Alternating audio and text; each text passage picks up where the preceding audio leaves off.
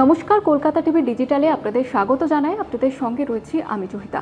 1 June থেকে শুরু হতে চলেছে অন্নপূর্ণা যোজনা। ইতিমধ্যেই পোর্টালের কালার চেঞ্জ করা হয়েছে, লক্ষ্মীর ভাণ্ডারের বদলে অন্নপূর্ণা যোজনার কথা উল্লেখ করা হয়েছে এবং পুরো পোর্টালের ডিজাইনও কিন্তু চেঞ্জ করা হয়েছে। এবং 1 জুন থেকে রাজ্যের প্রতিটি মহিলা তারা কিন্তু এই অন্নপূর্ণা যোজনা প্রকল্পের যে সুবিধা সেটা পাবেন, অর্থাৎ প্রত্যেকের অ্যাকাউন্টে ৩,০০০ টাকা করে ঢুকবে এবং তার জন্য অবশ্যই কিছু নির্দিষ্ট শর্তাবলী দেওয়া হয়েছে। এবং তার মধ্যে অন্যতম হচ্ছে ডিবিটি লিঙ্ক থাকতে হবে, সরকারি যারা চাকরি করছেন তারা পাবেন না, যারা 10,000-এর বেশি পেনশন পান তারা পাবেন না। এই সমস্ত বিষয় কিন্তু ইতিমধ্যেই যে শর্ত সেটা কিন্তু বলা হয়েছে এবং তার পাশাপাশি বলা হয়েছে যে অবশ্যই ভারতের নাগরিক হতে হবে। এবং সেক্ষেত্রে অনেকের প্রশ্ন উঠছিল যে যাদের নাম বাদ গিয়েছে এসআইআরে তারা কি পাবেন। সেক্ষেত্রে আপনাদের জানিয়ে রাখো, যাদের এসআইআর নাম বাদ গিয়েছে তারা পাবে না, তবে যাদের ট্রাইব্যুনালের মাধ্যমে নাম উঠেছে ভোটার তালিকায় তারা পাবেন।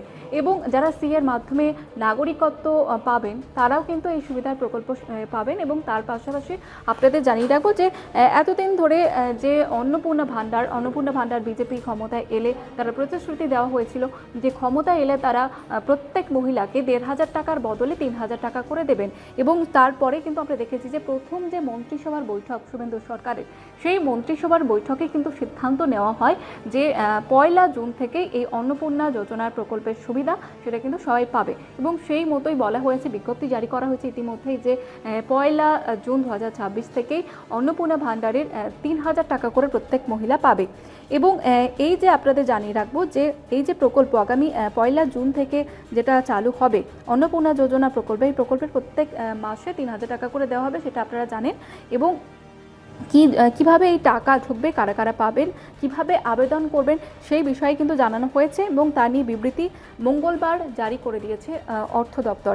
এবং এটা বলা হয়েছে যারা এতদিন লক্ষ্মীর ভাণ্ডার পেতেন না তারা কিভাবে আবেদন করবেন, তারাও কিন্তু আবেদন করলে তারাও এই প্রকল্পের সুবিধা পাবেন, সেটাও কিন্তু বলা হয়েছে।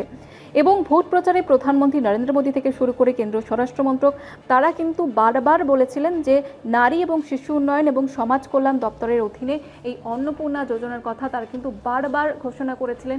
তার পাশাপাশি আমরা দেখেছি যে অগ্নিমিত্রা পাল তিনি প্রচারে গিয়ে বিভিন্ন সময় এই অন্নপূর্ণা যোজনার কথা ঘোষণা করেছেন। এবং যে বিবৃতি ইতিমধ্যে দেওয়া হয়েছে সেখানে বলা হয়েছে যে 1 জুন থেকে প্রতি মাসে মহিলারা তাদের ব্যাংক অ্যাকাউন্টে 3,000 টাকা করে পাবেন।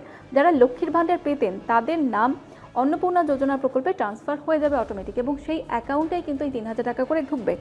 এবং আপনাদের জানিয়ে রাখবো যারা আবেদন করবেন তাদের বয়স হতে হবে 25 থেকে 60 বছরের মধ্যে।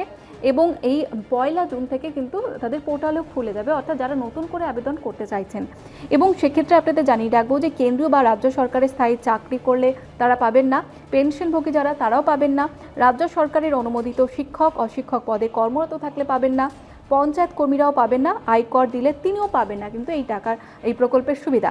এবং 2026 সালের এসআইআর অনুযায়ী যারা নাম বাদ গিয়েছে বা মৃত অনুপস্থিত তারা পাবেন না, তবে ট্রাইব্যুনালে যাদের নাম রয়েছে, যাদের নাম ভোটার তালিকার অন্তর্ভুক্ত হয়েছে তারা কিন্তু এই প্রকল্পের সুবিধা পাবেন। এবং যারা নতুন আবেদন করতে চাইছেন তাদের জন্য 1 জুন থেকে পোর্টাল খুলে যাবে, তারাও কিন্তু আবেদন করতে পারবেন।